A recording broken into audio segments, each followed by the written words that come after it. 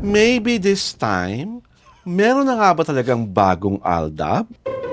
Maybe this time, meron na ba mga nag-iilusyon lamang at pilit na pilit ang pangyayaring ito? Or maybe this time, the show kung saan napanood ang dalawang taong ito ay makakabawi at mag-i-strike gold? This is Alwin Ignacio, the diva that you love. Together with me is my kumaring Ultra Maldita. Hi, this is Alex Brasas. And you are watching the Kitty Show, Tarayan at Talakian Showbiz Edition. Siyempre pa, tapos na ang araw ng kalayaan kung kailan nangyari ito. At yun pala ay kaarawan ni dating Aling Maliit. Na hanggang yun naman ay binibining maliit pa rin si Riza May Dizon kung saan sa isang segment sa longest running noontime show ang Itbulaga, dumating si Bimbia. Unannounced? Parang kunyari, hindi alam ni Raisa. Siyempre, kunyari yun, di ba? Alam mo namang, sa laki ni Bimbing yun, hindi makikita sa set. Tayo pa ba, set.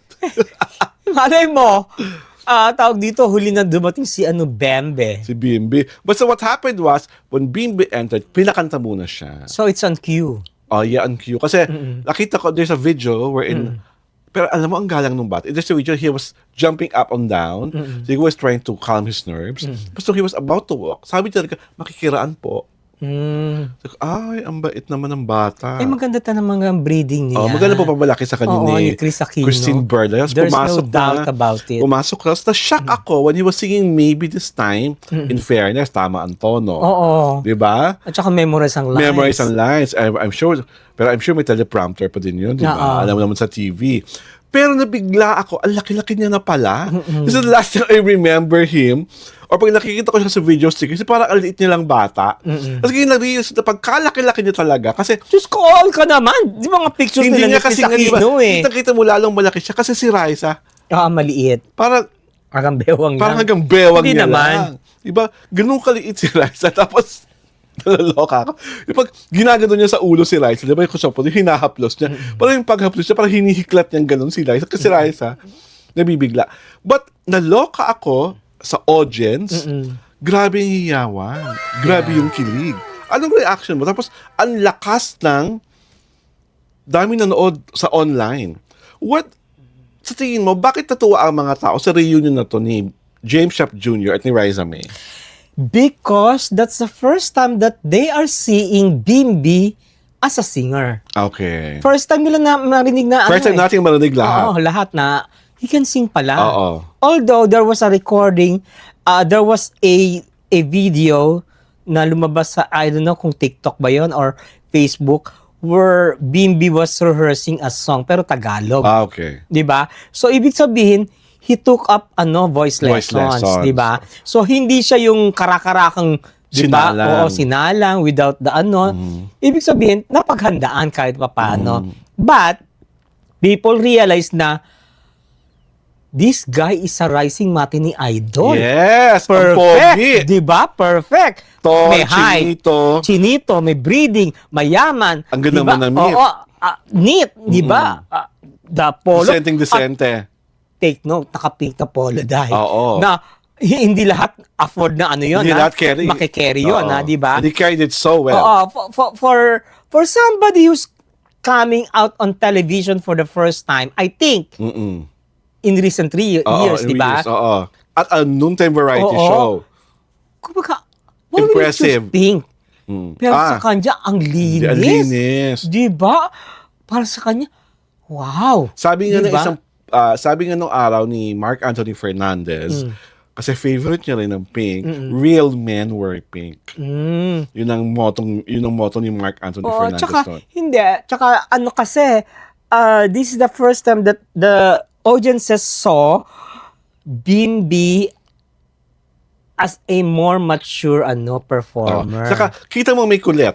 Marunong mangulit. Yeah. Marunong may charisma. May charisma. Marunong mambola. Yeah. 'Di ba bulerong-bulero? Kung bulahin na si Riza May. Yeah. Tapos ang gusto ko sa pinakiti niya doon is that how much he valued the friendship na meron sila ni Raisa nung mga bata pa sila.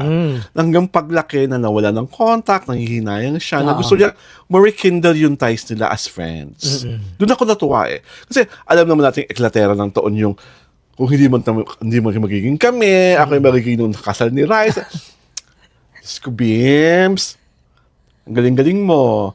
Huwang magiging eklatera ng nanay mo.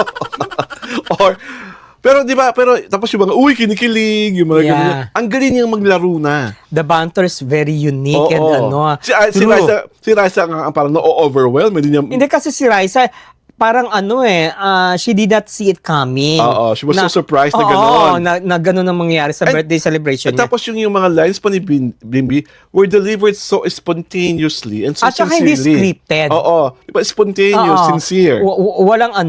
Walang script na fina-follow. Walang teleprompter na ito sasabihin mo, Oo, di ba? oo. Wala di ba? Oo. Parang it was genuinely unique and sincere. And the exclamation point of the guesting was, of course, the necklace na galing lang saan, Mare? Tiffany and Company. Tiffany and Company na Wow. magkano?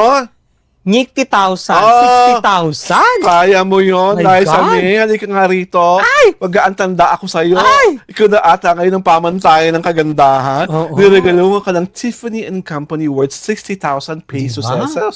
Ganun-ganun lang, di ba? Ganun-ganun lang. Kasi kita-kita mo agad na Tiffany. Di ba? Oo. The teal. Ay, Diyos ko, syempre, si Chris hindi Diba? magre-regalo Diba ng yung nakita mo, no? diba, the teal-colored box, the white ribbon. Sabi ko, kasi nga, my mother kasi, Mama Liwayway, she's a regular viewer of Itbulaga. Sabi pag alas 12, Itbulaga mo, nagsisisigaw ka lang kung bakit.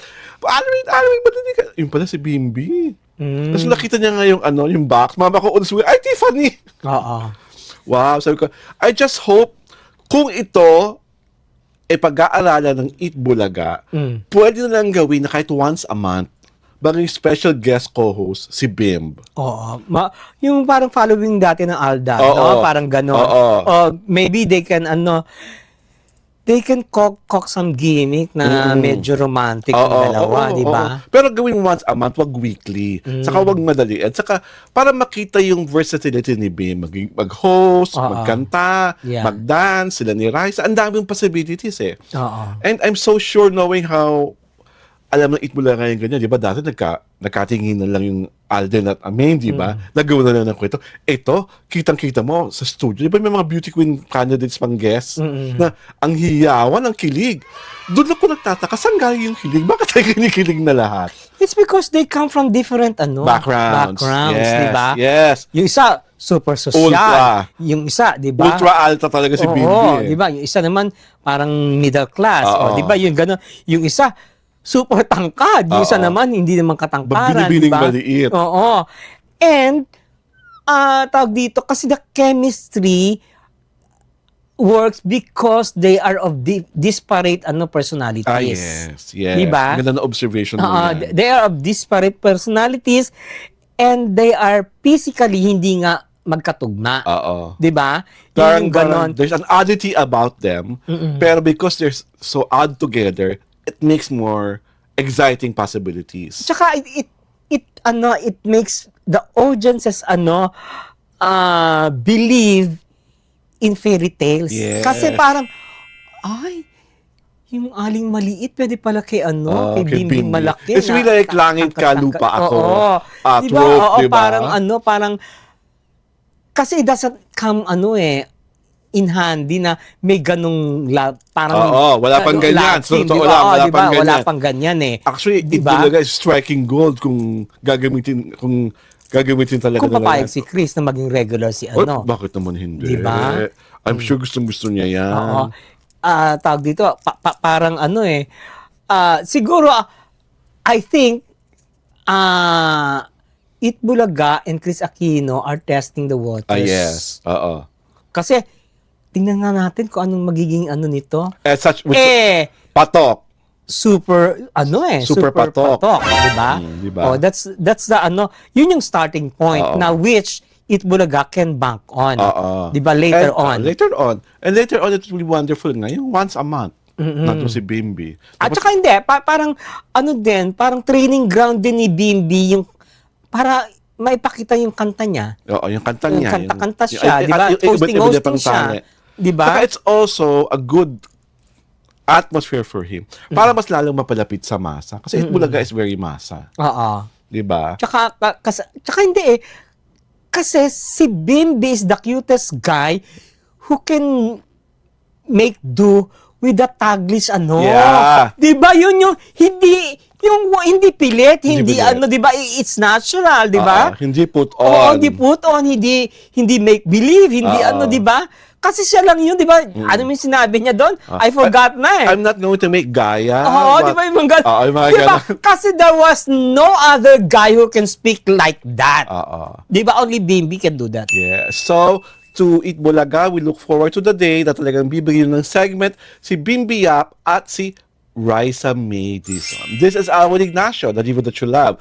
Together with me is my kumaring Ulcer Maldita. Hi, this is Alex Brosas. And you are watching the Saturday episode of The Kitty Show, ang Taraya na Talakayan Showbiz Edition.